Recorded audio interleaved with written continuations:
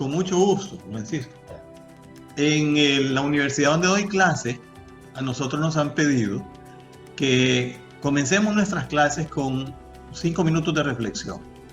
Y el pensamiento que yo escogí para la clase que les di hoy, que era la última de este periodo, porque la otra semana ya vamos a exámenes finales, fue un pensamiento de Albert Camus, que es un escritor y filósofo muy conocido. Él dijo lo siguiente: ser diferente no es ni bueno ni malo. Simplemente significa que se tiene el suficiente coraje para poder ser verdaderamente uno mismo. Y yo les hacía esta reflexión a mis estudiantes porque cuando iniciamos el periodo les dije que ellos no eran accidentes, sino que eran criaturas únicas y especiales. Y les digo inclusive que aunque su mamá hubiera salido embarazada por error, ella decidió dejarlo vivir. Y si están hoy en mi clase, representan a 99 hondureños más que no van a poder llegar a la universidad. Por tanto, ellos representan la esperanza de mucha gente. Y solamente van a poder llenar estas esperanzas si ellos encuentran cuál es la misión para la que fueron creadas. Y para encontrarla, pues hay que hacer lo que dice en la palabra: el que pida recibirá, el que busca encontrará, y el que toque la puerta se le abrirá. Entonces hay que buscar y pedir. Y una vez que encuentran su misión para la que fueron creadas, lanzarse sin miedo. Porque a veces uno vende sus sueños y se traiciona por no tener el valor de hacer lo que era su verdadera vocación, su llamada. Con eso comencé la clase que les di el día de hoy. Excelente. Muchas gracias a todos ustedes que están con nosotros. Como verán en la pantalla, pues la pregunta es ¿brota la gasolina ya hecha solo para ponerla en el carro? La respuesta es obviamente no. Y eso es lo que nosotros les queremos dar una breve historia acerca de lo que pasa en el proceso desde que el crudo es hasta que el crudo es encontrado. Quisiéramos comenzar este evento en oración, y Roberto Carlos, que nos ha dado ese pensamiento ya, también va a comenzar en oración. Se va a presentar él mismo y nos va a explicar un poco acerca de lo que es Acción Honduras, además de presentar a los expositores. Carlos. Buenas tardes a todos. Me llamo Roberto Carlos Valenzuela Moncada. Nací en Tegucigalpa, pero vivo en San Pedro Sula desde 1971. Yo también soy un graduado, como varios de este grupo, en la promoción de la SAI en 1974. Soy ingeniero civil por formación, tutor de matemáticas por vocación, y por naturaleza soy un hijo escogido de Dios.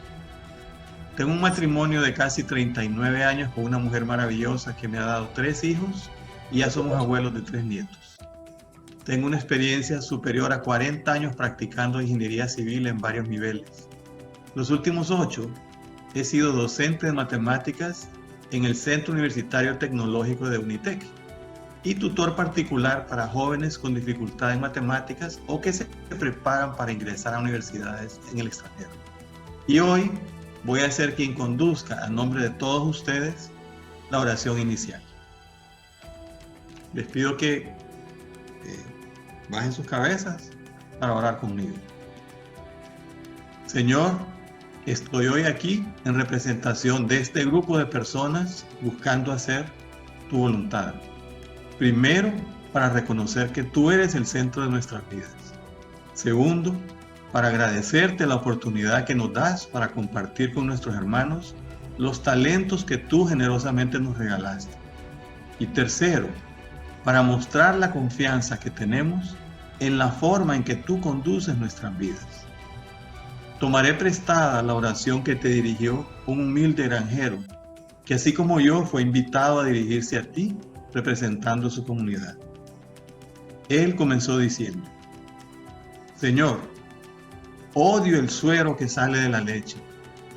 Detesto el sabor de la manteca de cerdo. Y además, sabes que aborrezco la harina blanca cruda. Pero yo sé que cuando eres tú el que mezcla estos ingredientes y los horneas, lo que resulta son las empanadas más deliciosas de la tierra. Así como hoy, Señor, cuando veo cosas que no me gustan, cuando me surgen situaciones difíciles que no sé cómo manejar, cuando no entiendo lo que nos estás queriendo decir, lo que yo decido es confiar en ti, pidiéndote que nos regales disfrutar de la espera, mientras tú preparas y traes la deliciosa sorpresa que con tu inmenso amor nos estás preparando. Sorpréndenos, Padre, con regalos que no imaginamos. Danos la fuerza para cumplir con la parte del trabajo que nos encargaste. Danos discernimiento para saber que lo que hacemos te agrada. Danos esperanza para vencer las dudas de nuestra débil naturaleza. Pero sobre todo, Señor, danos espíritus agradecidos para rendirte el honor y la gloria que tú mereces. Hacemos todo esto en el nombre de tu Hijo Jesucristo. Amén. Amén. Amén. Muy bien, como les dijo Carlos al principio, Acción Honduras es un grupo de personas que podemos expresar el pensamiento libre, con ideas y opiniones diferentes, sin ofender ni a propios ni a terceros, sin calificar o descalificar a las personas por sus opiniones, dentro del uso responsable de nuestra libertad. Nuestro principal objetivo es buscar formas concretas para impulsar iniciativas de desarrollo individual, grupal y comunitario en Honduras. Una de ellas son las conferencias como esta que tenemos el día de hoy. Los fundadores de Acción Honduras somos exalumnos de la SAIDI. Los expositores, hoy tendremos 2 expositores, son uno de estos jóvenes, todavía, en todo el sentido. Uno de ellos es Carlos Pineda. Carlos es un líder respetado en la industria petrolera con muchos años de experiencia en el diseño de la terminación de pozos, nuevas tecnologías, gerencia de proyectos y gerencia técnica. Él se graduó en el Colegio La Salle de San Pedro Sula, Honduras, y también en la Universidad de Luisiana en Lafayette, Estados Unidos. Ha trabajado para compañías petroleras como Chevron y Hess Corporation, como también para empresas de servicios petroleros tales como Schlumberger y H Completions.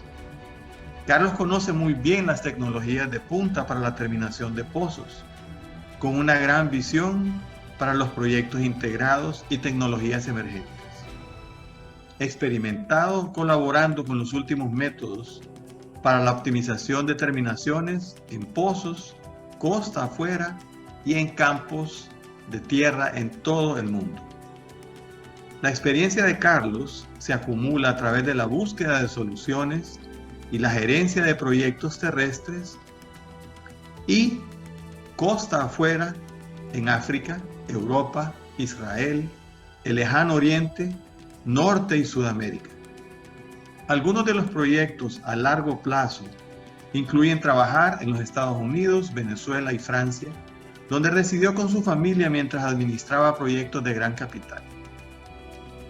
Ser mentor para aquellos que desean sobresalir y hacer la diferencia, pero que necesitan asistencia madura, es una de sus pasiones.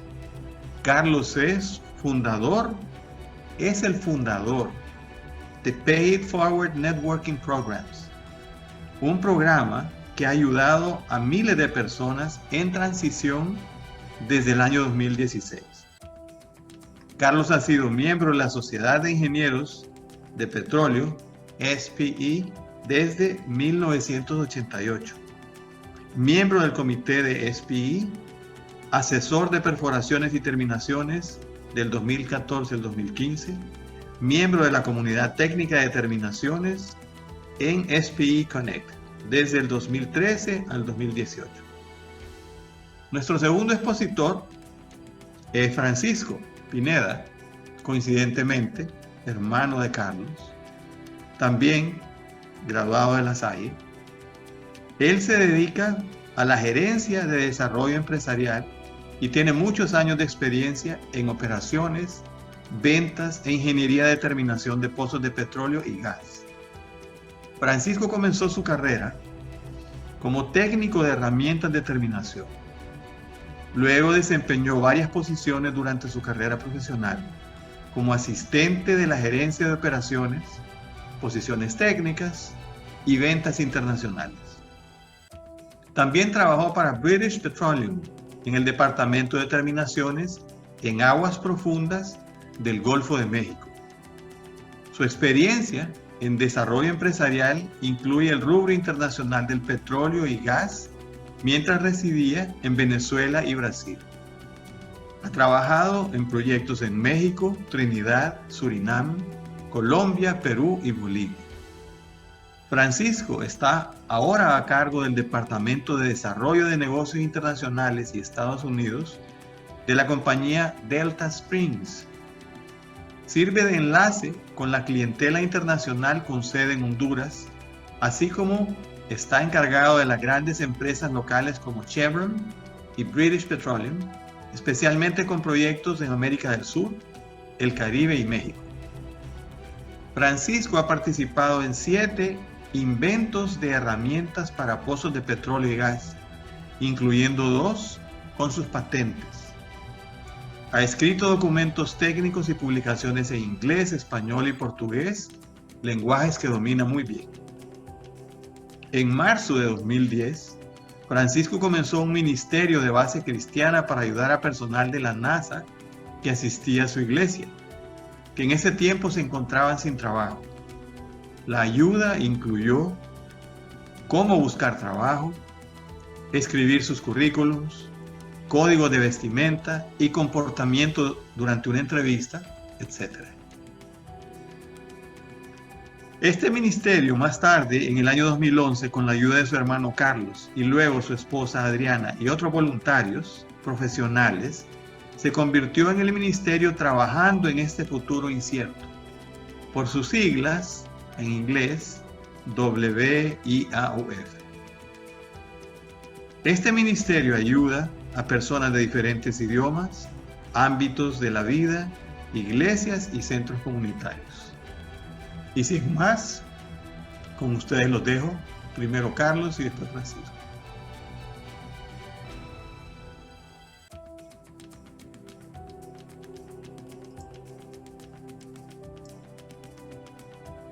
Ok, confirmado, ¿están viendo el slideshow? Sí.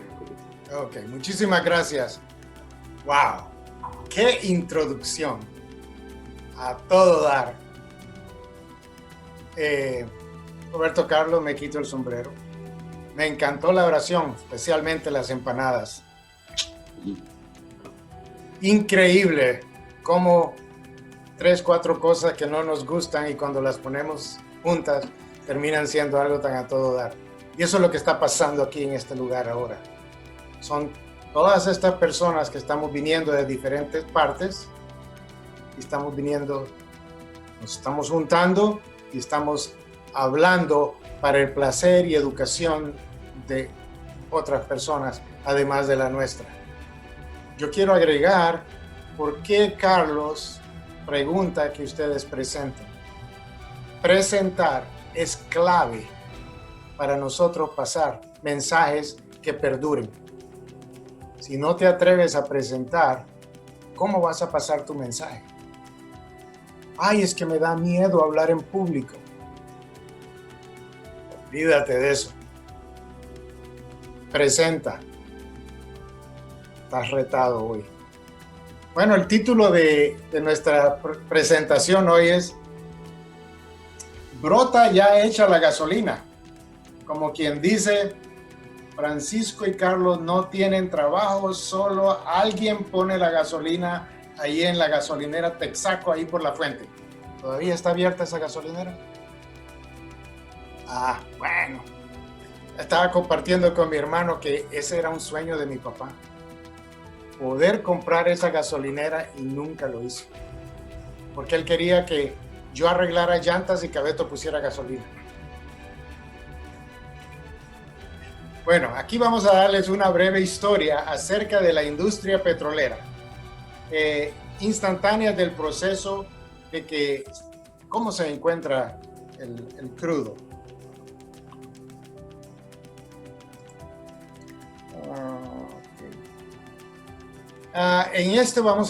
Aquí en esta dispositiva les estamos dando una historia rápida y que después voy a entrar en detalle en cada una de ellas.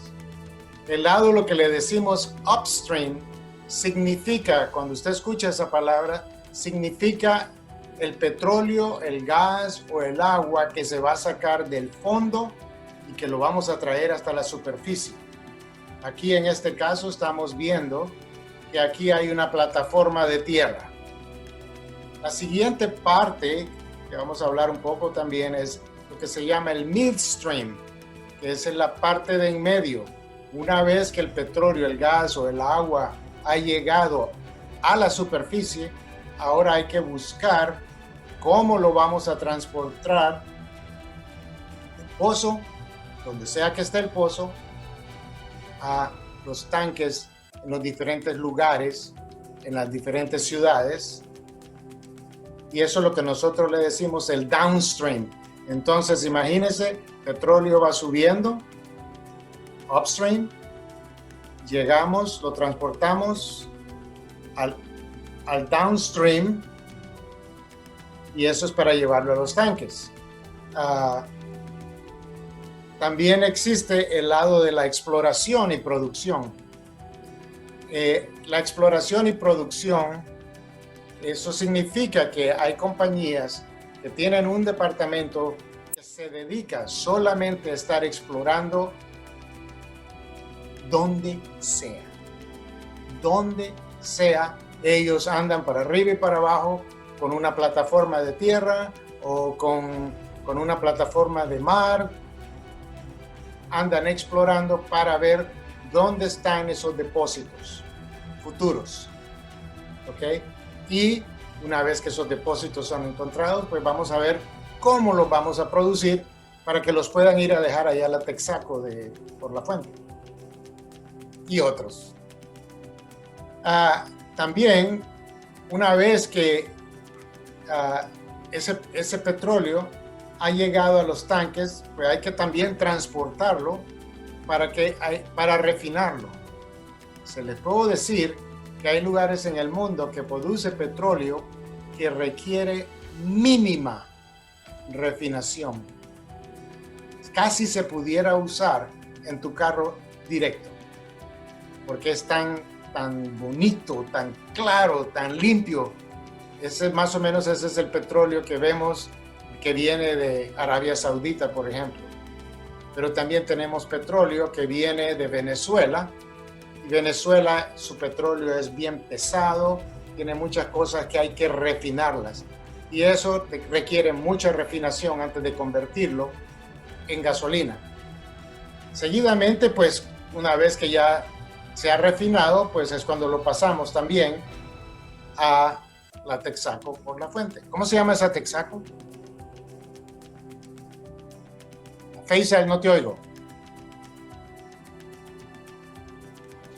Sí, Texaco la Fuente Luminosa, la que está, la que está pegada al supermercado Colonial. Exacto. Bueno, cuando va la Texaco Fuente Luminosa, una vez yo le puse detergente a la fuente. No más, olvídense lo que les acabo de decir.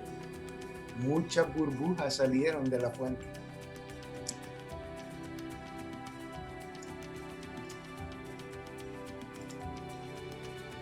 En este momento estamos en el capítulo 1.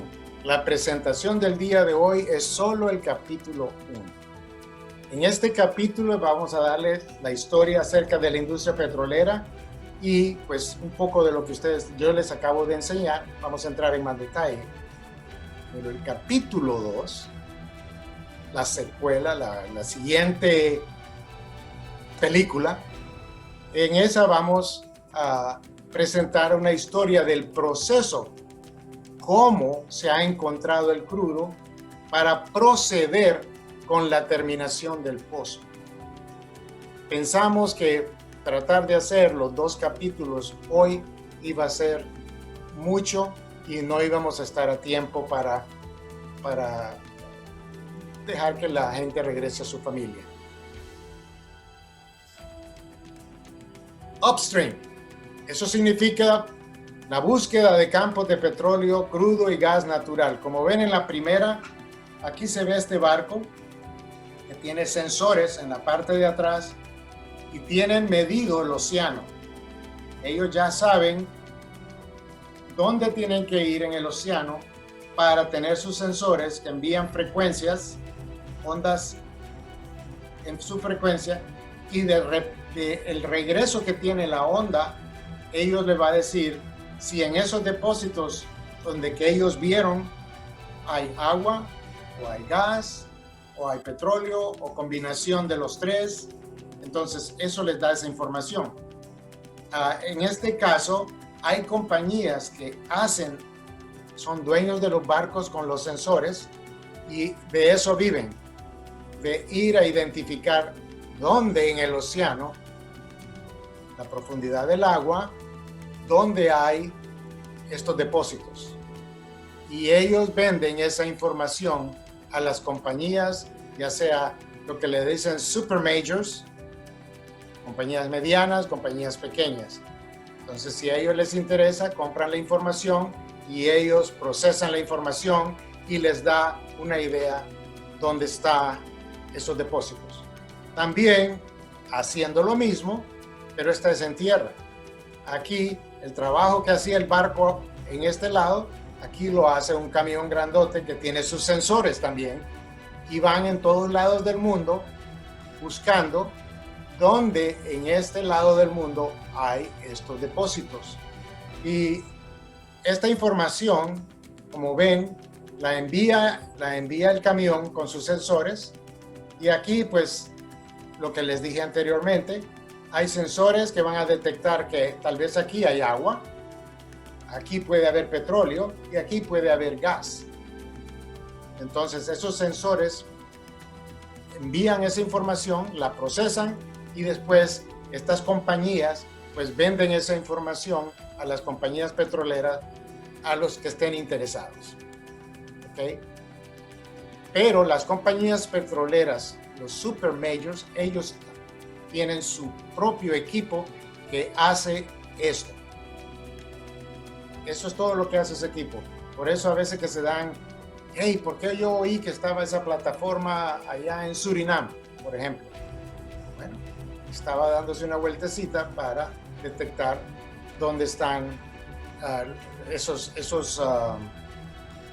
depósitos interesantes. Que por cierto, ahorita hay un depósito muy bueno en el lado de Sudamérica. Es un país que casi nadie ha oído hablar de ello. Es Guyana. Pero tienen tanto aceite y de ese bonito que yo les estaba hablando. Y quien está operando ahorita es un super major que se llama ExxonMobil. Y ahí ese lugar es el futuro de los grandes depósitos que hay ahorita en el mundo, en el lado de Guyana. Ya se pueden imaginar lo que está pasando en Guyana, un país pobre que de repente les ha llegado la gallina de los huevos de oro. Ahora es no matar la gallina de los huevos de oro, sino que, cuidado, solo cosecha los huevos de oro. Una vez que se han encontrado los posibles reservorios, se llevan a cabo pozos de exploración. Como lo mencioné antes, aquí en esta fotografía tenemos un tipo de plataforma que se llama semisumergible. ¿Qué significa? Que las piernas que ven aquí, las piernas en verde, no tocan el fondo, son como un corcho. Y aquí en esta ciudad, es una ciudad casi, a veces pueden haber 100, 200, 300 personas que estén ahí viviendo y trabajando. Por lo general, esas personas que viven ahí y trabajan, depende en qué lugar del mundo, pueden trabajar 28 días y de ahí se regresan 28 días a su casa. Pero si es, por ejemplo, en Estados Unidos y estas son aguas americanas, pues la gente trabaja 7 y 7 o 14 y 14. Entonces esa gente regresa a su casa por 14 días y de ahí regresa a trabajar. O sea que hay dos equipos de trabajo que hacen la misma cosa, pero se intercalan para que puedan tener tiempo libre. Aquí pues tenemos la misma situación, pero en tierra. Las mismas cosas que hay en esta ciudad las tenemos aquí en tierra, pero por lo general, si la compañía, el personal que está trabajando aquí, igual trabaja 7, 7, 14, 14, 28, 28, pero aquí no viven donde está la plataforma. Por lo general, los ponen en un hotel cercano, donde ellos pueden ir a dormir o a descansar sus 12 horas, porque los cambios de turno duran 12 horas. Y aquí vemos, por ejemplo, tanques, son silos son para agua, fluidos de completación y todo eso. Si la exploración resulta exitosa y depende del hallazgo de petróleo y o gas natural, entonces allí se le llama descubrimiento, que luego se vuelve en perforación como un proyecto de desarrollo. Ya lo descubrimos, ya sabemos dónde está, algún día vamos a llegarle ahí. No me acuerdo cuándo fue descubierto el de Guyana, pero eso fue descubierto hace mucho tiempo. Pero no estaban listos para llegarle a Guyana entonces, hasta los últimos 2-3 años, cuando ya decidieron ir a desarrollar los campos de Guyana. Vamos a tocar un poquito en Honduras también acerca de esto. Solo para decir un poquito de eso también, en los pozos de exploración, aunque ya saben de que hay lugares donde ir a buscar ese petróleo allá abajo, ellos tienen que averiguar si es factible, si es suficiente para ir. Entonces los pozos de exploración son millones y millones de dólares para ir a verificar qué tanto petróleo, qué tanto gas hay allí. Y muchas veces, más de lo que uno quiere, se dan cuenta que no es suficiente. Entonces esos millones y millones de dólares son hechos para irse a otro pozo sin producir ese pozo. Y expandiendo un poquito más en lo que Carlos nos acaba de decir, en este caso de la plataforma semisumergible, durante el proceso del cual Carlos y yo somos expertos, que es la terminación, con la cantidad de personal que hay ahí encargado de la terminación, el equipo que se necesita para la terminación, además del personal para manejar la plataforma, cuesta $1.300.000 o $1.500.000 por día. Eso les da a ustedes la magnitud de que las compañías petroleras tienen que gastar para llegarle a ese depósito de petróleo. Y como dijo Carlos, si no hay, pues a veces toma un pozo para hacerlo, les puedo dar una idea, puede ser como 45 días. Puede ser 45 días de trabajo. Hagan la suma. Y después de todo eso, hay que ver cuánto les cobra la compañía a los dueños de esto. Así que es mucho dinero. Entonces, cuando ustedes van a la bomba y ven ese precio ahí, yo les voy a decir que la mayoría de lo que está ahí en ese precio es impuestos. Sí, impuestos. Si no, la gasolina costará menos. Aquí aquí tenemos otro tipo de plataforma. Eso es lo que le dicen plataforma de tierra. Como ven estas piernas aquí, esas están sentadas en el fondo del mar. Y aquí probablemente la profundidad del pozo del mar aquí puede ser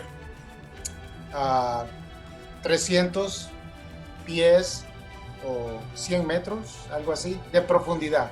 Por eso es que la plataforma puede estar sentada en el fondo del mar. Aquí,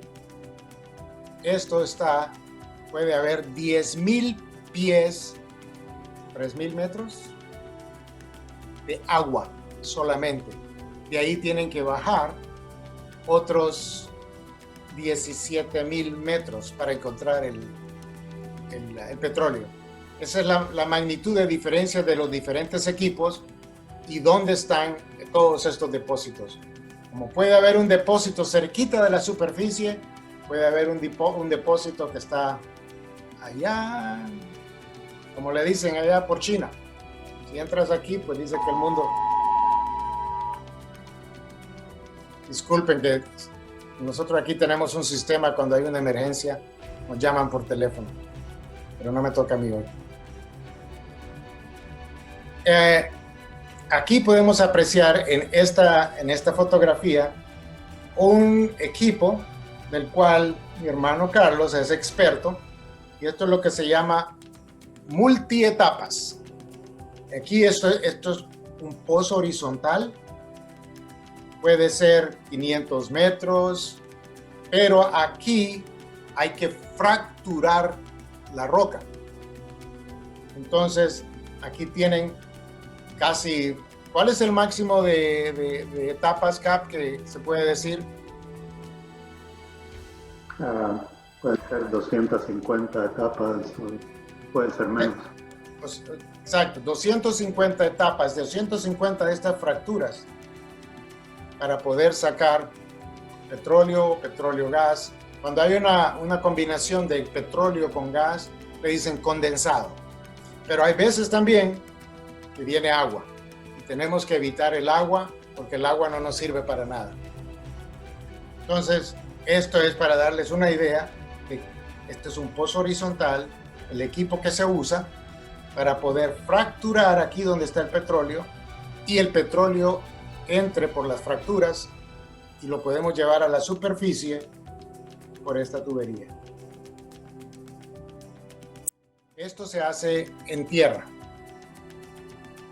Esto ha sido uno de los éxitos de Estados Unidos por el cual Estados Unidos es el mayor productor de petróleo desde el 2016.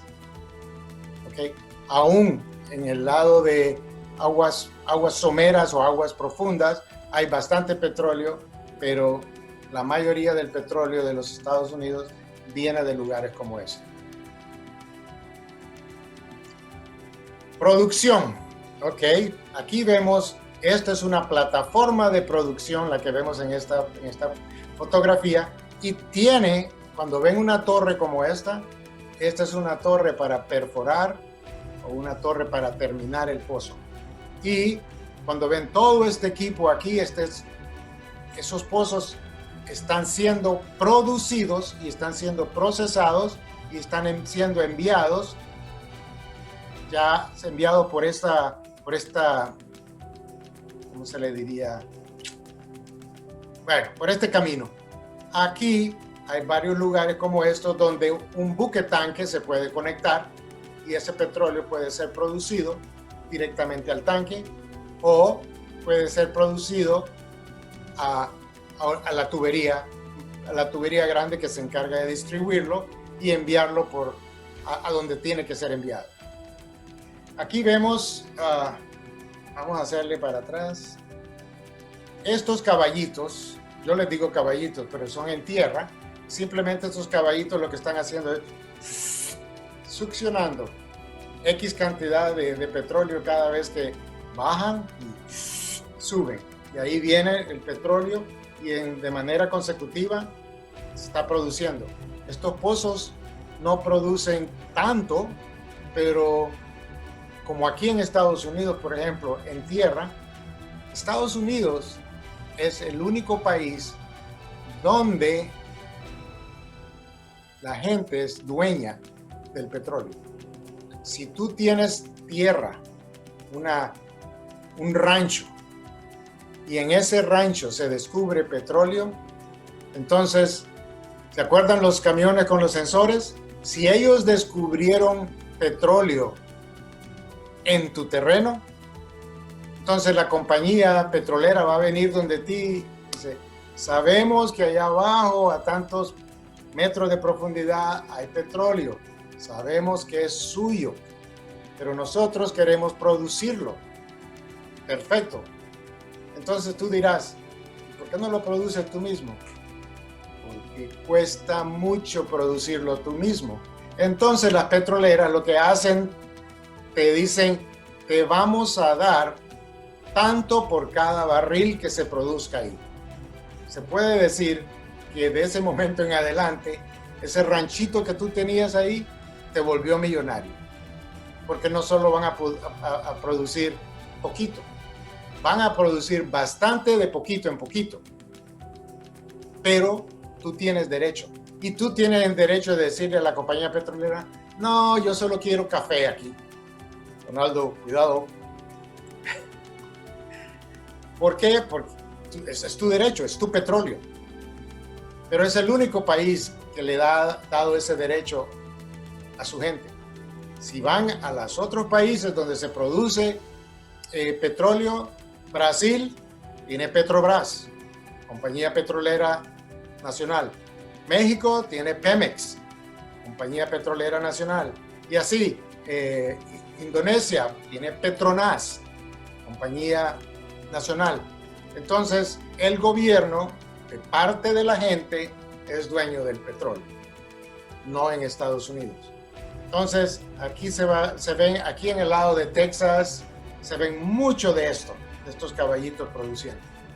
Ahora, antes de poner el caballito, una de las cosas que pasan, que la terminación va a terminar en este aparatito que ven aquí, el aparatito rojo, que se llama árbol de Navidad. Ese es el nombre del amigo este. Árbol de Navidad, porque parece un árbol de Navidad, porque tiene muchas válvulas a la derecha, muchas válvulas a la izquierda, válvulas para arriba y para abajo para poder controlar el pozo. Entonces, con la siguiente, aquí vemos donde el árbol de Navidad está en la superficie y esto es lo que está abajo del árbol de Navidad, que se puede decir un tubo mayor con otro tubo menor, con otro tubo menor, hasta que llegas al lugar donde está el depósito y de ahí lo puedes producir. En el capítulo 2 vamos a ser más claros cómo es que se produce, cómo es que podemos producir por medio de todo este equipo.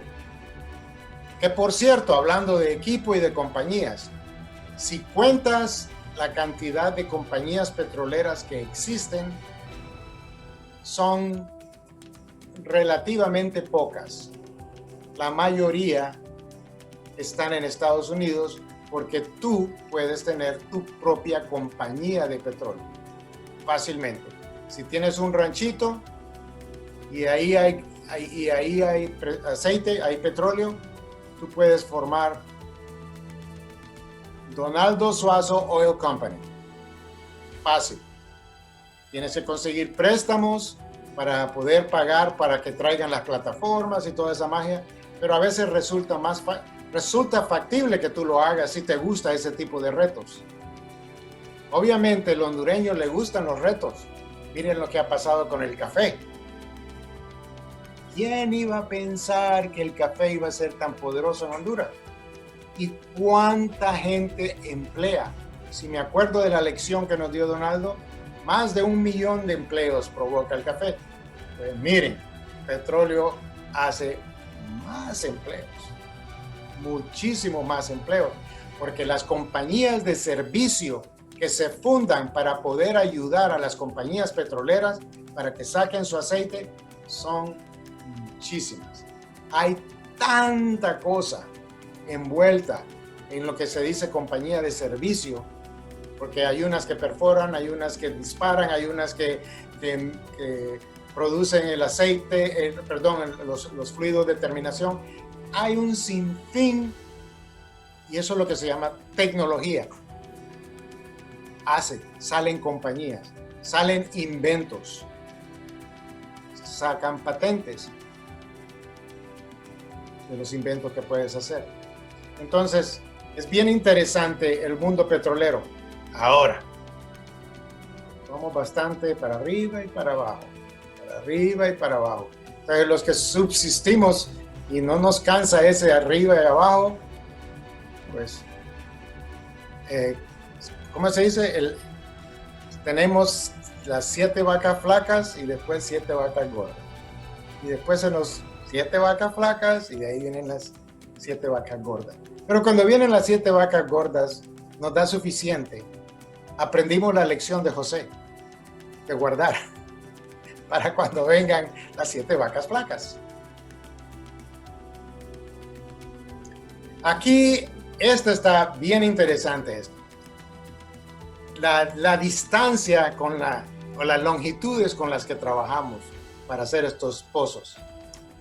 Imagínate que aquí, este avión que ves aquí, si ustedes han prestado atención, cuando el piloto, estamos a 35,000 pies de altura. Por lo general, los aviones viajan a esa altura, 30,000 pies, a poquito más alto que la punta del Everest, ¿ok? Ahora transportemos eso a los pozos. En el pozo, aquí está la tierra, aquí está la plataforma de tierra. Acuérdense, cuando ven torre, significa que ahí se está haciendo un pozo. Entonces, la distancia desde la superficie de la tierra hasta donde está el depósito puede ser un poquito más de 30,000 pies o 10,000 metros. ¿Ok? Ese equipo que tú estás usando para llegar desde la superficie de la tierra hasta donde está el depósito, mejor que aguante esas longitudes.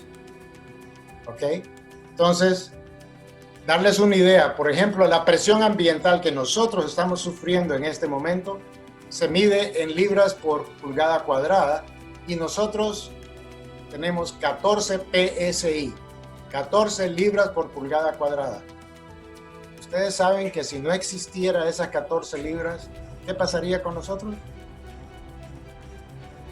Estamos, no hay gravedad, ¿entienden? Entonces, por eso es que se puede medir que nosotros estamos ahorita con 14 PSI y eso es lo que nos mantiene sin flotar. Ahora, veamos el siguiente paso. Ahora, ¿cuánta presión y temperatura tiene que aguantar el equipo que estamos poniendo en el fondo? Bueno, si necesitamos entre 5,000 libras por pulgada cuadrada. Acuérdate, nosotros vivimos con 14, pero el equipo tiene que aguantar entre 5,000 a 30,000 libras por pulgada cuadrada. Mientras más profundo vas, más presión tu equipo tiene que aguantar. Ahora, temperatura. Bueno, el que vive en Honduras aguanta mucha temperatura. Pero cuando vamos a convertir esa temperatura para donde está el depósito, estamos hablando de 121 centígrados a 316 centígrados de temperatura. Si usted trabaja con Fahrenheit, son de 250 a 600 grados de temperatura. Quiere decir que es caliente, muy caliente. Y si el equipo no está preparado para eso, se te derrite. Y hay muchos de estos equipos donde se le tiene que poner elastómeros. Elastómeros es parte del equipo que está hecho de hule, si se puede decir. Pero ese hule tiene que aguantar temperaturas de esa magnitud para poder subsistir. Y el hule en los equipos que usamos es bien importante porque el hule es el material que se usa de regla para que tu equipo selle, que no deje salir esas presiones. Entonces, esto es, a grosso modo, esto es con lo que nosotros lidiamos en lo que viene a longitud temperatura, presión. Por ejemplo, para completar la fotografía esta, después del avión a los 30,000, bueno, mire, aquí tenemos el Rupel's Griffon Vulture, sopilote hondureño, aguanta más de 30,000. Fíjense que esos niños vuelan alto. El Concorde, cuando existía, 50,000. Estamos hablando de pies, ¿ok? Se hacen la conversión a metros. También tenemos el otro famoso avión, el Zephyr, que es a 60,000. Y ahora pues estamos arriba de los 300,000, como lo que acabamos de hacer ahorita, de ir a la estación espacial. Otra vista de los 30,000 es cuando tú estás volando, tú puedes decir, allá está mi casa, y está a 35,000 pies. ¿Cómo sabemos? Porque aquí en Google nos dice en la parte de abajo que esta fotografía fue tomada a 34,918 pies. Pues de aquí donde yo estoy a aquí, esas son las profundidades de los pozos. ¿Okay? Para que les dé una idea de todas estas cosas que hemos logrado hacer gracias a tecnología. Esas profundidades y temperaturas son extremas. Hay pozos más someros y hay pozos que a menos temperaturas también.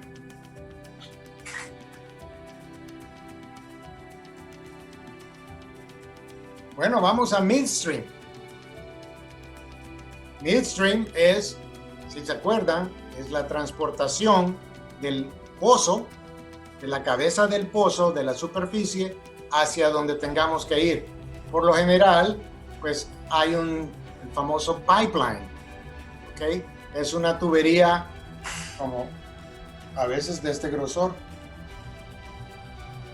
¿ok? Y eso se transporta. Hay compañías que solo hacen eso, construyen los pipelines y rentan los servicios a las petroleras para que ellos puedan transportar el petróleo, el gas, por medio de su pipeline de un lugar a otro. Y estos pipelines se vuelven famosos. Yo me acuerdo en mi tiempo en Venezuela que los pipelines eran famosos porque la gente no muy buena iba y le perforaba hoyitos a los pipelines y de ahí el petróleo salía y llenaban sus buckets, sus baldes de petróleo. Y ahí eran tan eficaces los ladrones esos que abrían el hoyito, sabían cómo abrir el hoyito y poner una llave, porque ya sabían que y se llevaban su petróleo, lo usaban en su casa, me imagino, para cocinar o lo que sea, y después ya quedaba la llave cerrada y después podían regresar y abrirlo. Y así había mucho robo de petróleo en Venezuela. Y debido a eso, hubo muchas veces el pipeline se incendió y gente moría.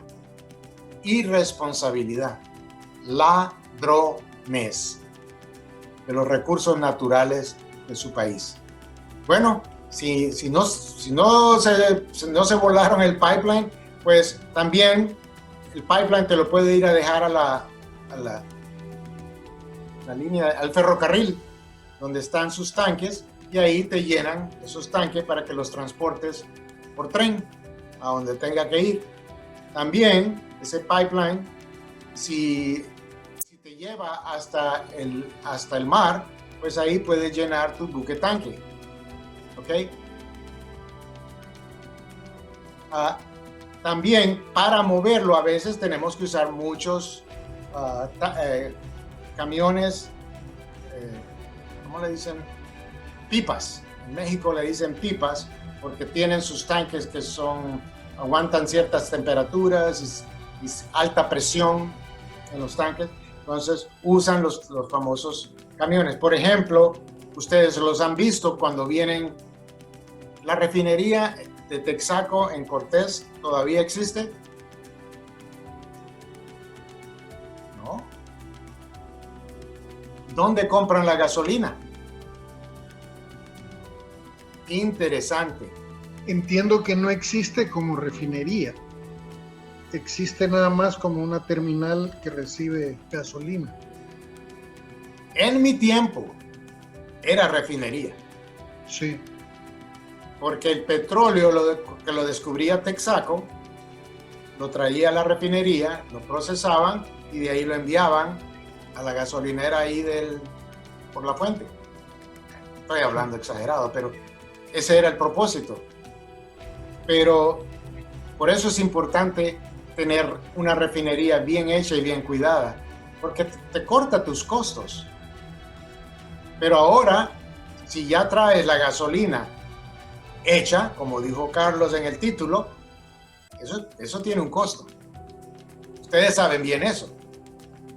Alguien la está refinando en algún lado y alguien la está vendiendo y lo envían a la terminal para que en la terminal la pasen a los camiones estos para ir a dejárselos a la gasolinera. Básicamente acá el título afecta solo a Honduras. No tienen refinería. Brota ya hecha. Bueno, si se han fijado cuando han volado sobre algún país que tiene estanques, ven estos tanques aquí, estos tanques tienen petróleo, tienen gasolina, lo que sea. Algo bien interesante de estos tanques, que mientras usted le pueda ver el techo a los tanques, ese tanque está lleno. Cuando usted ya ve que el techo baja, ese tanque se está vaciando. O sea que al llenarse el tanque, el techo sube.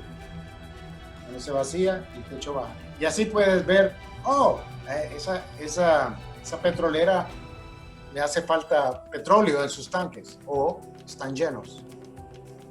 En este momento, hablando de esto, un poquito, Estados Unidos tiene ahorita reservas de petróleo que están en pozos que fueron hechos a propósito para poner petróleo adentro, no para sacar, sino que para poner petróleo en esos pozos.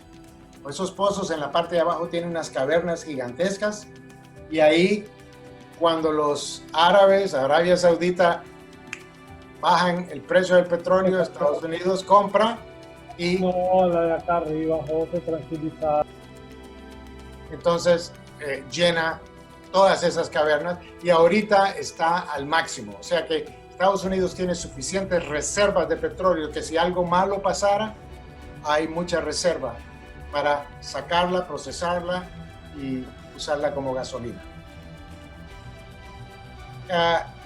Esto es una refinería completa. Dice, esta es la industria del downstream. ¿Se acuerdan?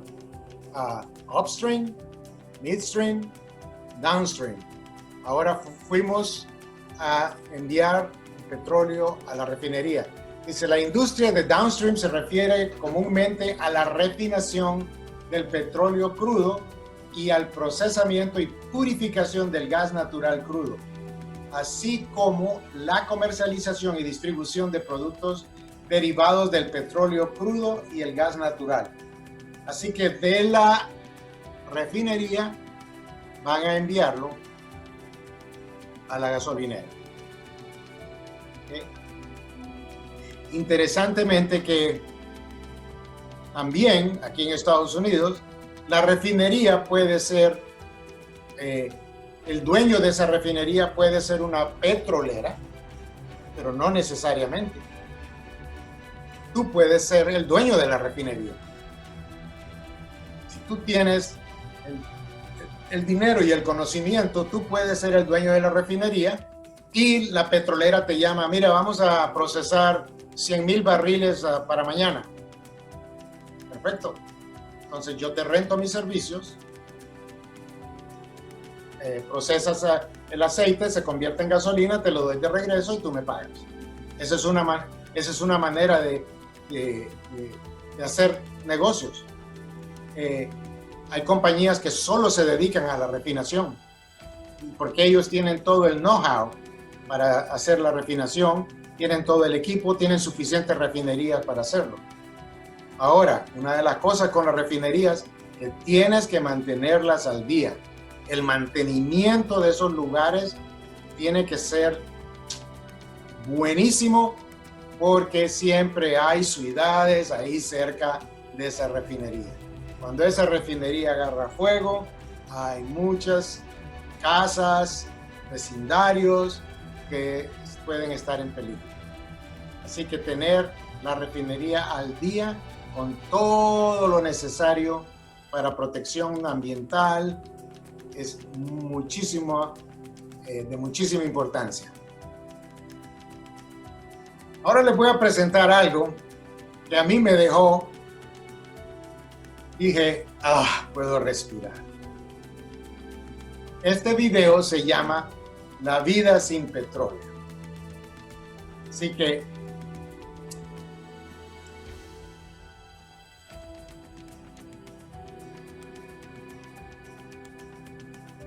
denme un ratito.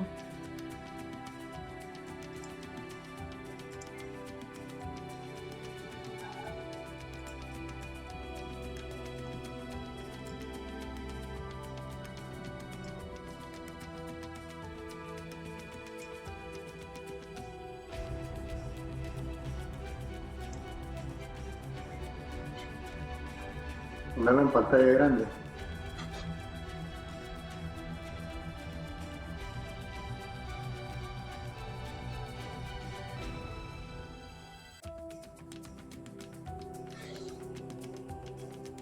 No está el sonido, pero pueden ver.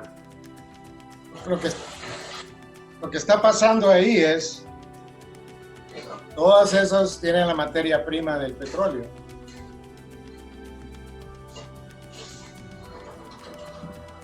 Lo que se desaparece es porque decidimos hacerle la guerra al petróleo. No hay petróleo. Ni un buen Corvette puedes hacer.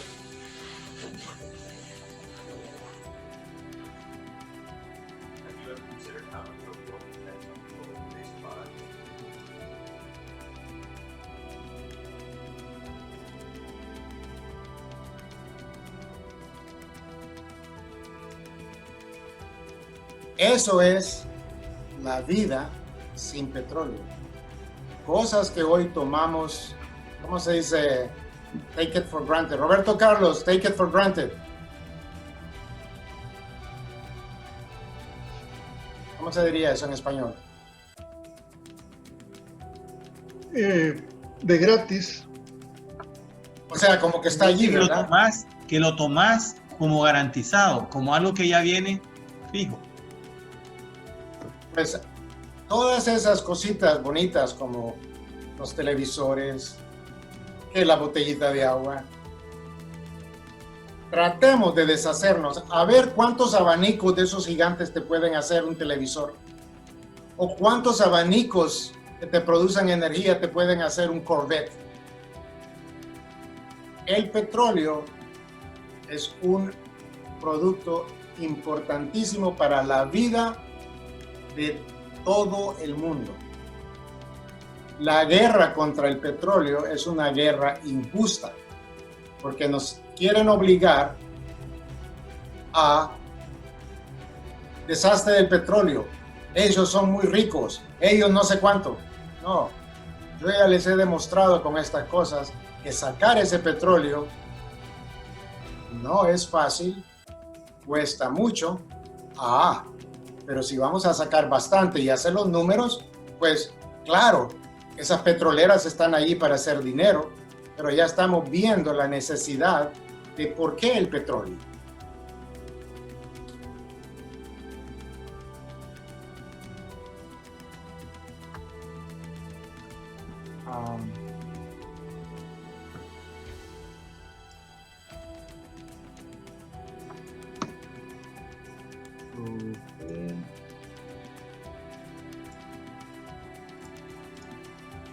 Entonces, ¿desde cuándo estamos usando petróleo? Ya hace 5,000 años, los antiguos sumerios, asirios, babilonios, Ellos usaban asfalto de las filtraciones a lo largo del Éufrates, como lo usaban para impermeabilizar. Los antiguos egipcios, ellos sabían que el aceite líquido lo podían usar con fines medicinales y para embalsamar. Bien interesante que ese petróleo del que está hablando allí de los egipcios, ese petróleo salía solo a la superficie, porque el reservorio, el depósito, estaba allí, a flor de la superficie de la tierra. Aquí teníamos muchos depósitos, muchos reservorios que estaban a flor.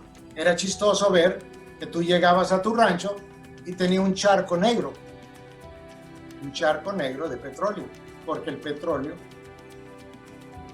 subía a la superficie.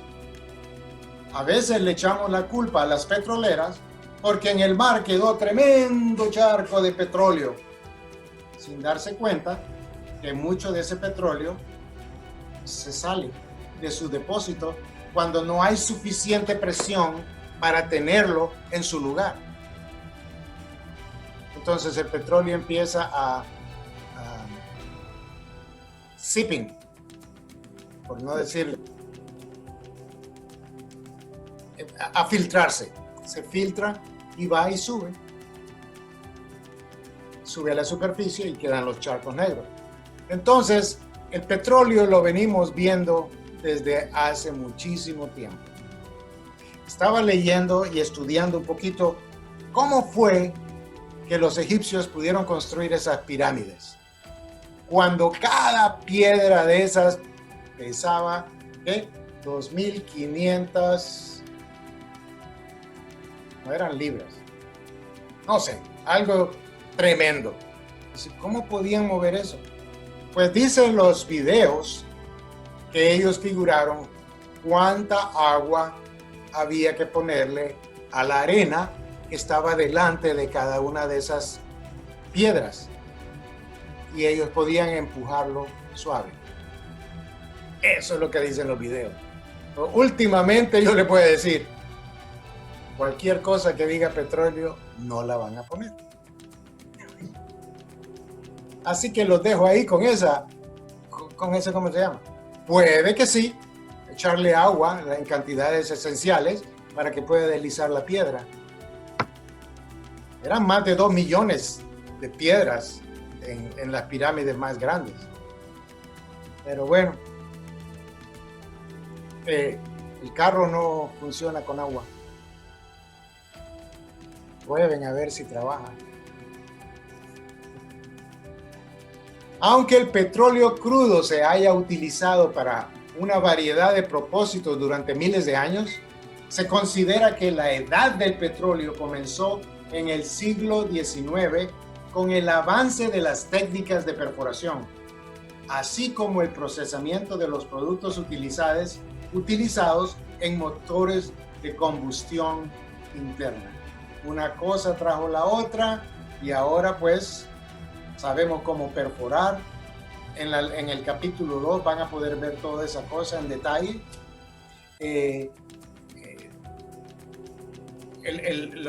Cuando el carro fue inventado, bueno, creo que trataron el vapor, pero no creo que funcionó, porque hoy usamos gasolina. Tenemos electricidad. Ok. Bueno, denle un buen pensamiento cuando quieran comprarse su carro eléctrico. Que les vaya muy bien. Que conste que a mí me encanta el truck de Tesla. Lo que le dicen el Cybertruck. ¡Wow! Precioso. Pero lo único que me pone a temblar es que es de electricidad. Y electricidad a mí no me da de comer. ¿Hay petróleo en Honduras? Bueno, según el enlace de abajo, ahí lo van a tener, escrito por la revista Offshore, un artículo de 1999, dice que 32 pozos fueron perforados por grandes empresas como Shell, Mobil, Texaco, Chevron, desde 1920, y que solo uno ha producido petróleo y era pesado, pues eso lo hace no comercial. En ese tiempo, que conste que hoy en día petróleo pesado se puede procesar y convertir en gasolina. Toma más tiempo procesarlo, pero en aquel tiempo no valía la pena procesar eso. Pero allí hay petróleo. Hoy en día se puede, pero es muy caro hacerlo. Entonces, las petroleras van a sacar petróleo donde les va a rentar, les va a dar una mejor renta de su inversión, por su inversión. Así que no les echen la culpa porque no han ido, porque no lo han sacado en Honduras. Pero yo sé, Carlos tuvo conversaciones con una persona que estuvo envuelta en eso, y sí hay, pero no es rentable ahorita. Según el enlace de abajo también, la compañía Reuters en el 2014 dijo que las autoridades hondureñas planean otorgar a la compañía BG Group, que es una petrolera del Reino Unido, les iba a dar una licencia ambiental. Están hablando de este artículo como que está en el 2014, ¿no? El viernes para un bloque costa afuera de 35,000 kilómetros cuadrados. Eso es lo que se llama un bloque de mar. Por lo general miden 35,000 kilómetros cuadrados y en ese bloque, cuando tú pagas tu renta, tú puedes perforar cuantos pozos tú quieras perforar ahí. Ahora, tiene una debilidad eso, que te van a rentar ese bloque es tuyo por renta, pero esa renta solo dura cierto tiempo. Y cuando ya estás al final del tiempo y no has hecho un pozo, te lo van a quitar. Así que fuiste a pagar renta para nada. Así que por lo menos tienes que ir a hacer un pozo, perforarlo, ver si hay o no hay. Pero si no lo haces, te quitan el bloque. Esto fue frente a la costa de la Mosquitia, que es una región selvática, ustedes saben eso, que limita con Nicaragua, pero eso es todo lo que sabemos. Dice que más tarde, en otro enlace escrito aquí mismo, por Offshore también, en la revista Offshore, en el 2014, dice que el grupo BG, que es una compañía de exploración y producción de petróleo y gas con sede en el Reino Unido, espera la aprobación ambiental de las autoridades de Honduras para comenzar la búsqueda de hidrocarburos en las aguas territoriales del país centroamericano. No tengo información más que eso. Se sabe que Texaco estuvo perforando cerca de las islas de la bahía, pero como siempre dijeron, no es rentable. La roca ahí no permite hacer perforar pozos rentables. Eso fue lo que a mí se me dijo acerca de esa área, acerca de la... Pero quién sabe, solo las compañías petroleras que tienen el dinero para enviar, como les dije en el principio, esas plataformas para ir a hacer exploración, solo ellos saben dónde está el bendito petróleo. Y no te lo van a decir de gratis. También han habido compañías rusas que han hecho exploración en toda esa área. Sé que una de las compañías para quien yo estaba haciendo trabajo, Noble Energy, ellos estaban perforando, explorando y encontraron petróleo en la faja que viene de lo que Francisco estaba diciendo, pero en la parte nicaragüense. Y hay unas plataformas en Nicaragua, la costa afuera, donde han encontrado petróleo más factible. Conste que si nosotros les enviáramos unos cowboys de ahí, de esos ranchitos, ellos sacan ese petróleo de la Mosquitia, te lo aseguro. Porque para ellos no, un barril es a todo dar. No necesitan 100,000 barriles. Hay pozos de esos que sacan un barril al día. Pero cuando sumas un barril todos los días, hey, te hace una buena cantidad. La siguiente parte, esto es las extras para el capítulo 2, que será presentado en un teatro cercano a ustedes. Esta va a estar bien interesante. Aquí hay muchas lecciones y es los accidentes que pasan como lo que estoy enseñando aquí. Esa era mi plataforma. Esta es la historia del bendito pozo de BP, donde a un costo de 40 billones de dólares se pudo cerrar. Y se decía que si tenía 2 pozos haciendo eso, la compañía BP, que es una de las más grandes del mundo, cerraba. Aquí les voy a enseñar la magnitud de lo que puede pasar cuando haya un accidente. Puede ser tanto como un accidente o como puede ser tanto como el ser humano cometiendo un error. ¿Ok?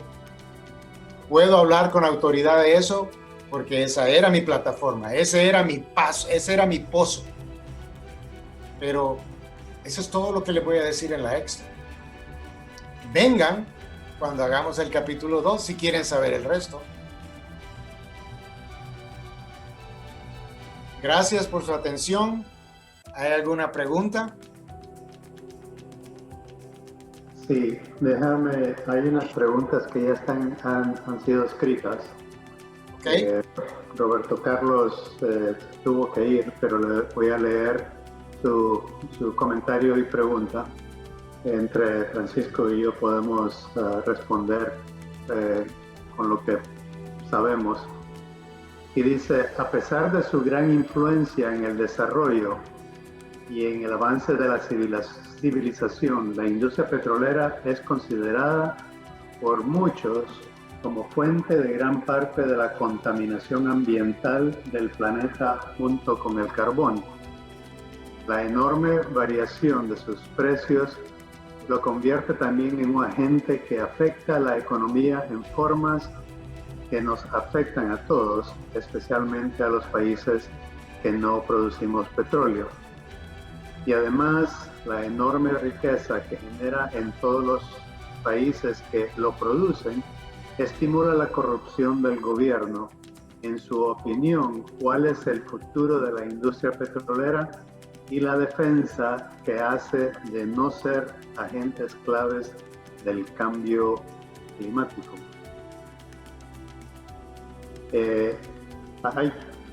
Hay mucha verdad en lo que escribe Carlos Roberto, pero hay mucho que tampoco él sabe. Muchas veces solo leemos, como nos dicen, en el internet está todo, pero en el internet hay un montón de mentiras también, así como también hay un montón de verdades. ¿Cuáles son las verdades y cuáles son las mentiras? Pues hay que hacer nuestra tarea. Muchas veces, para traerlo a la realidad, nosotros en Honduras manejamos carros, ¿no? O sea que es una realidad, sabemos que es una realidad. Nos llevan de un lugar de punto A a punto B. Pero también vemos, si ustedes ven en las calles, ven a veces hasta casi como 2 carriles, pero son el aceite que ha ido botando el carro. Y entonces ustedes pueden ver de que las calles están manchadas con aceite. ¿Por qué? Eso no es culpa del carro, eso es culpa del dueño del carro, de que no ha mantenido el carro. Y entonces va goteando los carros y por eso es que nosotros vemos eso. Si nosotros mantuviéramos nuestros vehículos, esas manchas no estuvieran ahí. Entonces, lo mismo con los pozos. Lo que Francisco explicó, de que naturalmente en muchas áreas el aceite brotando desde abajo de la tierra, eso sucede, no es todo el tiempo, y hay pozos donde que sí no se han mantenido, como el carro también. Entonces es culpa de aquellos dueños de campos y dueños de pozos que no los han mantenido. Es igual, lo mismo, hay que mantener todas esas. Y entonces hay mucho que no se sabe y lo único que se habla es la cosa que se ve. Y entonces creemos más en aquellas cosas negativas como más que lo que en realidad es lo que está sucediendo. Lo que ustedes vieron en ese video, yo le digo un día sin petróleo, una vida sin petróleo, es una realidad también. Yo no estuviera poniéndome estos anteojos así, tal vez los hubiera hecho de madera, o no estuviera sentado en esta silla, tal vez estuviera sentado en una silla de madera. Nuestros carros, muchos de lo que ven a su alrededor, todas esas cosas no pensamos de que mi silla se desapareció.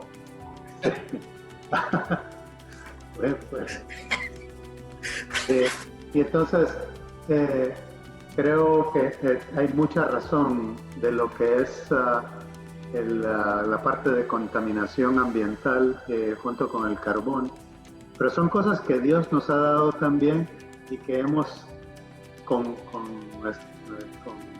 nuestros sistemas hemos hecho mejor. Entonces, tal vez, ¿cuál es la opinión? Y Francisco quiere decir algo, bienvenido. ¿Cuál es la opinión, nuestra opinión en el futuro de la industria petrolera? El green energy es muy bueno, definitivamente, es menos emisión y todo eso. Pero lo que no se lee más es de que es extremadamente caro. Lo que no se lee es de que todo lo que estamos utilizando, vistiendo, sentándonos y todo eso, el green energy no lo puede hacer. Entonces, lo del petróleo va para muy largo. Y aquellos, especialmente en Estados Unidos, aquellos políticos que dicen que van a parar la industria petrolera, good luck, porque no se puede parar. Hay demasiado que utilizamos mundialmente, no importa dónde en el mundo, no importa qué tan pobres seamos, no importa que en este país no tengamos petróleo, estamos utilizando derivados del petróleo que el green energy no puede hacer. Entonces, no es que estoy defendiendo un lado, sino de que trayendo a la realidad de todo. No sé, Francisco, ¿tiene que decir algo acerca de eso?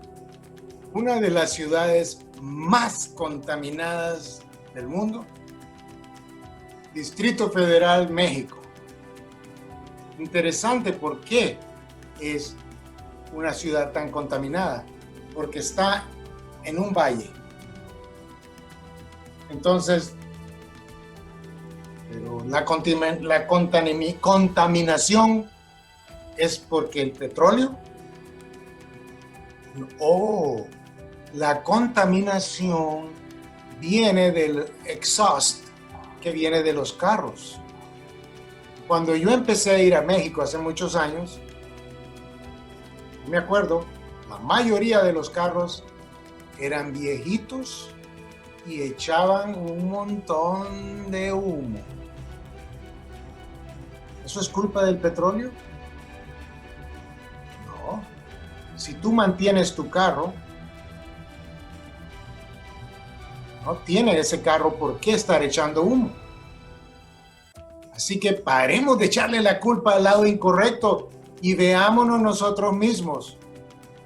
a ver si nosotros tenemos que ver con esa situación. Ahora, si tú encuentras que tú no tienes culpa, voy a usar el verso ese que dijo Jesús cuando la prostituta la querían matar: que tire la primera piedra aquel que no tenga pecado. Petróleo ha sido algo que se nos ha dado, pero también somos culpables de no saberlo manejar. Y si quitamos el petróleo y ponemos aire, bueno, hasta están echando la culpa a las pobres vacas porque se tiran unos gaseosos interesantes ahí. Es algo tan que no tiene lógica. Paremos de echarle la culpa a las cosas, veámonos si nosotros tenemos la culpa. Gocemos de aquellas cosas que Dios nos está dando. Porque el petróleo se forma increíblemente, se hace solito. Como se van acumulando sedimentos, presión, que hablamos de presión, temperatura, va manufacturando el petróleo. Lo que hacemos nosotros es que tenemos que encontrarlo e ir a sacarlo. Nada más. Sigamos para la siguiente pregunta, que estamos ya sobre tiempo. Donaldo pregunta: ¿hay petróleo en Honduras? Creo que eso, con lo poco que se enseñó, sí hay. Toma dinero y es bastante difícil ir a sacarlo, pero hay fajas donde hay en los dos lados, al lado del Golfo de Honduras donde está Guatemala está produciendo petróleo, y también se ha encontrado en la parte nicaragüense. Todo eso es una sola faja, o sea que en Honduras hay también. Ronaldo también pregunta: ¿para qué roban el petróleo si no se puede usar en los vehículos? ¿Quién lo compra crudo? Ese petróleo que se roba es un petróleo bastante ligero, y lo utilizan como combustible para cocinar, para quemar y cosas así. No lo pueden utilizar directamente en el carro. Muchos también, sí, roban barriles de petróleo para ir a venderlo, para sacar derivados también de eso. Por eso es que lo roban. Hubo un accidente hace poco, creo que fue el año pasado, en México, y ellos no se estaban robando petróleo, se estaban robando gasolina. Y no sé, búsquenlo, pues no me acuerdo en qué ciudad. Era un robo que estaba pasando por todo México. Donde había pipeline de gasolina, ahí estaban robando. Pues se incendió. Hubo una cantidad de muertos. Era triste ver, porque pudieron filmar todos esos cuerpos encendidos, corriendo. ¿Culpa de la petrolera? No. ¿Quién los mandó a robar gasolina? Sí. Sí, lastimosamente pues ponemos la culpa por no saber. Julio Aguirre: ¿por qué la llama encima de las torres en la refinería? Como se está refinando, todo eso crea gas, y ese gas se tiene que y ya las regulaciones han cambiado eso, Julio. Muchas de las refinerías que todavía lo están quemando gas que es producido. Es como nuestro estómago también. Nuestro estómago crea gas y tenemos que sacarlo, así que nos lo quemamos. Básicamente en pozos petroleros, como se hace el petróleo, también se hacen gases, y ese gas cuando se sale, pues sale así como nosotros sabemos que sale. Y entonces se había que quemarse. Las regulaciones ahora es que cuesta bastante dinero. Hacen un procesamiento de, en vez de quemarlo, ir a sacarlo para ir a utilizarlo en otros lugares. Para agregar a eso, es triste cuando se ven, por ejemplo, en Venezuela, en el campo, hay un campo que ellos tienen que es el mayor productor de aceite, pero ligerito, de lo mejor. Pero es triste cuando vas a ese campo y ves las torres quemando, el gas. Ese gas, si se pudiera procesar, pudiera dársele regalado a una ciudad completa o a todo el país. Pero como no fueron suficientemente listos para procesar petróleo y gas, sino que solo procesar el petróleo, entonces ese gas lo tienen que quemar, porque si no lo queman, ese campo tiene tanta presión que si el gas no lo quemas, es como ponte una bomba de aire y empiezas a echar aire aquí, se te va a ir inflando. Llega un momento donde va a explotar. Pues lo mismo pasa en estas zonas. Para evitar eso, entonces lo queman. Pero es por falta de visión, porque el gas se puede usar en muchas cosas. Es un buen complemento para el petróleo y cuesta menos a las personas.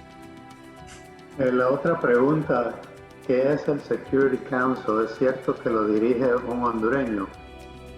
Sí, Donaldo, es un buen amigo mío, Julio Aguilar. Somos, pero muy, muy buenos amigos. Él llegó, él es saibeño,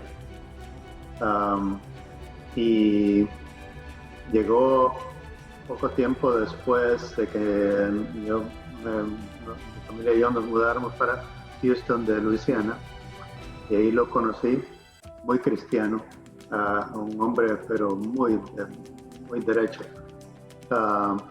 y se encontró, él es ingeniero, y se encontró trabajando en un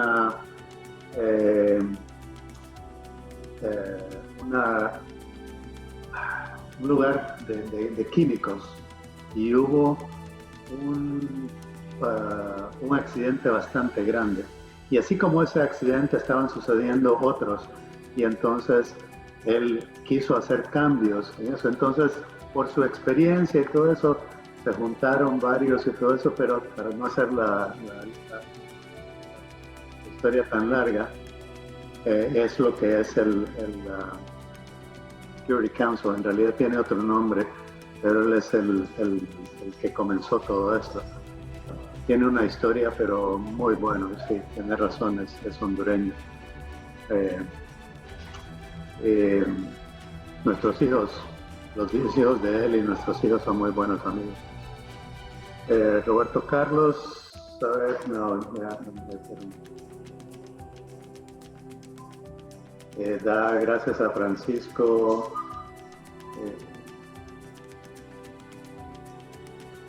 Donaldo, ¿quedan vacíos los depósitos de petróleo o los llenan con agua o otra cosa? Francisco, responde a eso. A ver, ese fue Donaldo, ¿no? Donaldo, ¿puedes expandir en esa pregunta, por favor? Bueno, ha habido libros, historias de los peligros que representa esas cavernas que antes tenían petróleo y que al extraerlo van quedando vacíos. Y entonces queda uno pensando, bueno, tiene algo de sentido esto. ¿Qué va a pasar con todos estos huecos enormes que antes tenían ahí algo que les permitía a la Tierra tener cierta capacidad de no sé, de como un resorte ahí, ¿no? Okay. Hidráulico. Bueno, muy buena pregunta. Y tu percepción está acertada, pero porque no sabes lo siguiente que yo te voy a decir, espero que yo pueda cambiar esa percepción tuya. Y para eso estamos aquí, ¿verdad? Para aprender y ver qué otras cosas, qué otros cambios tenemos que tener de mente. Sí, si esas cavernas antes tenían petróleo y ahora no tienen, hay una flaqueza, hay una debilidad. Pero las normas de Estados Unidos, cuando vas a abandonar un pozo, se requiere, es un proyecto, es casi igual a ir a terminar un pozo. Pero esta vez vas a bombear cemento, vas a llenar todo de cemento, lo que tú puedas, vas a poner un tamón. Por ejemplo, si tienes un pozo de 30,000 pies, 10,000 metros, vas a bombear 10,000 metros de cemento para taponar, para que esa caverna no colapse y crea otro problema. Así que tu percepción es correcta, pero esa industria se llama abandonamiento. ¿Ok? Hay dos tipos de abandonamiento. Hay uno temporal, como el que hicieron en Honduras. Esos pozos están abandonados temporalmente, porque van a regresar algún día y van a quitar esos tapones y van a hacer lo que tienen que hacer y vamos a completarlo. Pero hay otros pozos que son abandonados permanentemente y eso es todas las regulaciones que se tienen que hacer para abandonar ese pozo son bien importantes porque pueden causar otro problema si no lo haces correctamente. Tienes que hacer pruebas, asegurarle, en este caso, a la entidad del gobierno de que ese pozo fue terminado de acuerdo a todas las normas de seguridad. Entonces, ya no hay que preocuparse de ese pozo. Hubo un tiempo que las petroleras estuvieron semi-abandonando estos pozos, pero de ahí vinieron y los socaron y dicen, no, usted no puede, no les vamos a dar permisos para hacer otros pozos hasta que ustedes abandonen todos esos pozos que ya no están usando, que lo hagan correctamente. Y cuesta mucho dinero, pero es mejor hacerlo uno por uno a que te toquen 1,000 pozos que tienes que abandonar. Eso es una proposición bien cara, pero eso es lo que se hace. Así que si el pozo está abandonado correctamente, no hay por qué preocuparse. ¿Respondí tu pregunta, Donaldo? Una de las preguntas de Donaldo creo es no solo del pozo que se ha hecho, sino que la caverna que queda ahí después de haber desalojado todo el petróleo. Y sí, también la respuesta es sí, eso sucede. Sin embargo, también cuando eso sucede, también quita presión de otras áreas que tal vez tengan petróleo. ¿Qué es lo que hacen para mantener esa presión ahí? Es llenar esa caverna con agua y entonces hacen pozos de agua para poner energía, para poder que esa energía esté poniendo fuerza para otros pozos y así va sucediendo todo. ¿Sí? Hay pozos también de que se usan no solo para llenarlos con agua, sino de basura, fluidos, de que entonces los usan para llenar esos pozos con esos fluidos que no se necesitan. Entonces, sí, muy buena pregunta. Esa es la última pregunta. No sé si alguno de ustedes tiene alguna pregunta. ¿Estamos, Faisal? Bueno, Cabeto y Francisco, muchas gracias. Estuvo bien interesante. Vamos a ir aprendiendo poco a poco. Siento de que el problema que se le ha achacado al petróleo, gran parte del problema es un problema político, porque de ahí, como decía, un mundo sin petróleo sería un mundo sin plásticos, y un mundo sin plásticos, como han podido atacarlo tanto al plástico por la contaminación, sería un mundo más contaminado, pero de enfermedades, porque el plástico vino a resolver grandes problemas en los alimentos, vino a resolver problemas de dejarlos esterilizados, de protegerlos mejor. Yo me acuerdo cuando estaba pequeño, iba a trabajar a la panadería de mis padres y sacábamos los pedidos en cajas de cartón, de las de Chiquita Banana, ahí se ponía el pedido de los clientes, después en unas bolsas de papel, ya después ya cuando tenía yo 15 años, ya se estaba empacando en bolsas plásticas. y era súper higiénico y era más seguro el producto para cuando le llegaba al consumidor. Entonces el problema, la pregunta es, ¿qué es lo que está pasando? ¿El problema es el petróleo y los derivados del petróleo o es el mal uso que le damos los humanos?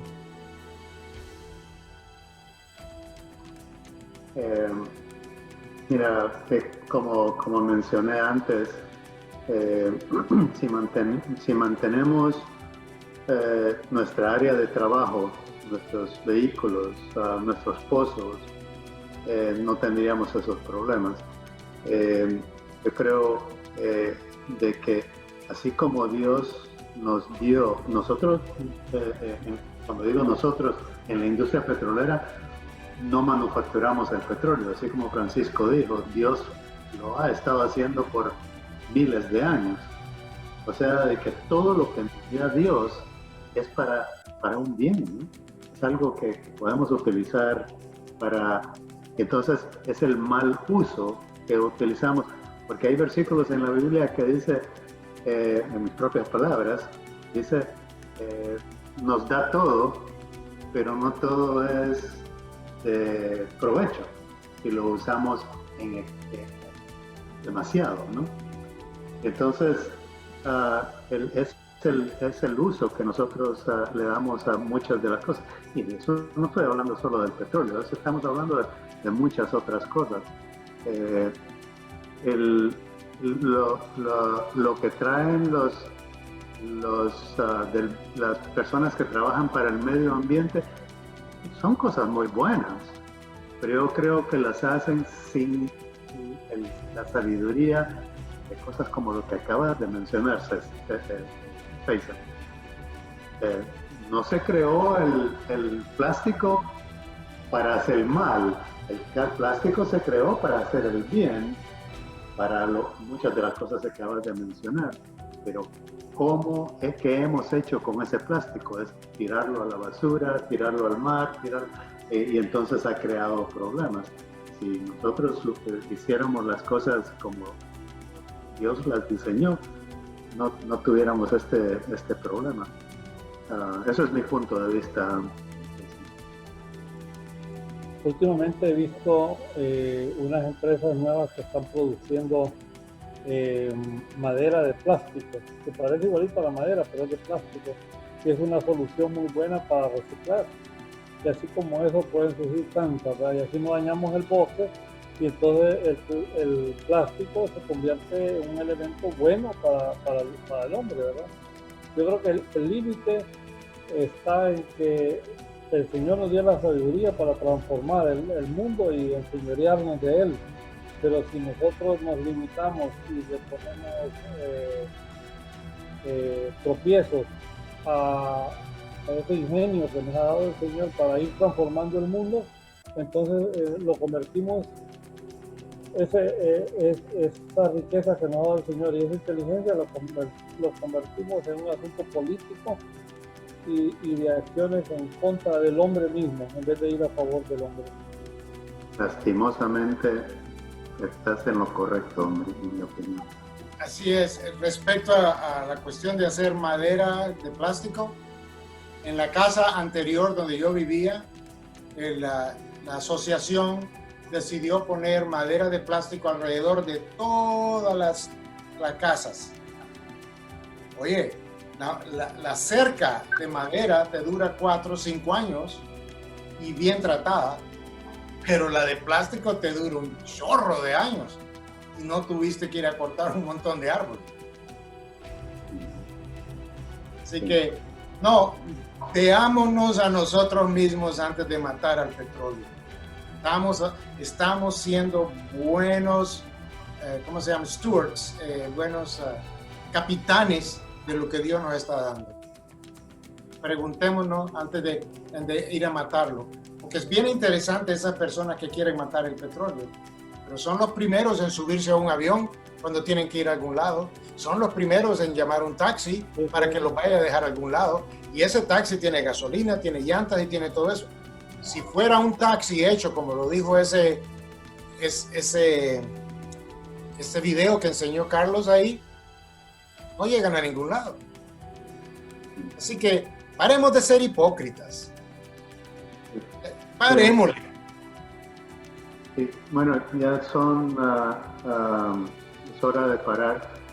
Tal vez hay algunas otras preguntas y tal vez en otras reuniones puedan hacer esas preguntas, definitivamente. No somos expertos en todo, pero